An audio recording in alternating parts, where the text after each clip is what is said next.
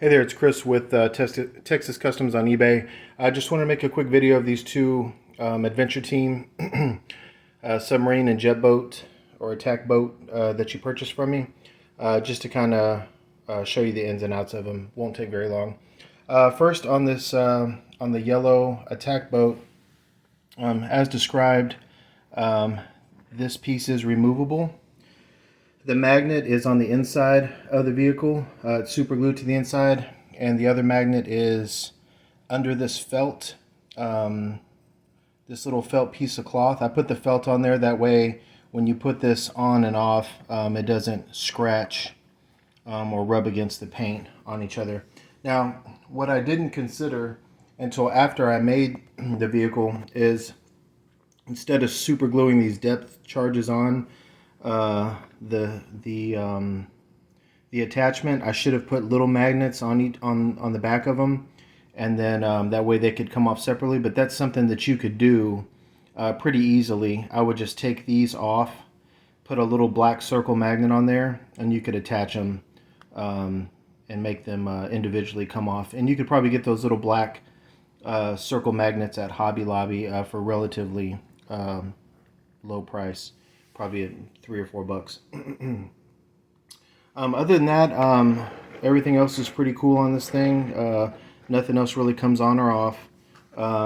What is cool about having that magnet on the inside, though, is if you wanted to do make another custom piece that fits on there, you would just have to put a magnet on the custom piece, and then you could attach it on there as such. What I didn't show on the pictures on eBay was the inside.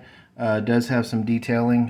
There is some decals in there, and then some hand painting that I did on the inside. You can see on the armrest in there. You'll be able to see it better once you get it in hand.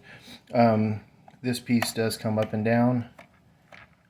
I don't like to move them up and down too much before the customer gets them, because sometimes between the parts, rubbing can happen between the paint, and it comes off a little bit. I'm not going to shut it all the way, but just to avoid that, just kind of, you know, gently pick them up and put the pieces down. Usually you get just a very, very, very little bit of rubbing. Won't be anything significant that you're going to see really by the naked eye. Like once you get back here, you can't see it. What you can do is I use I'll figure out, I'll look at what color I actually use on the yellow. I think it's Sun Glow or Sunbelt Yellow.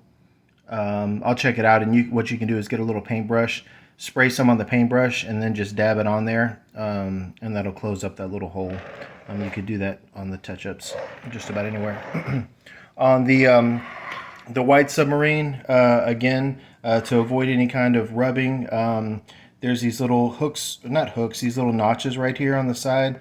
You just press those in, like pinch them in, and then lift it up, and you can, like this one hasn't even scratched or rubbed against, because just being real careful opening it and closing it.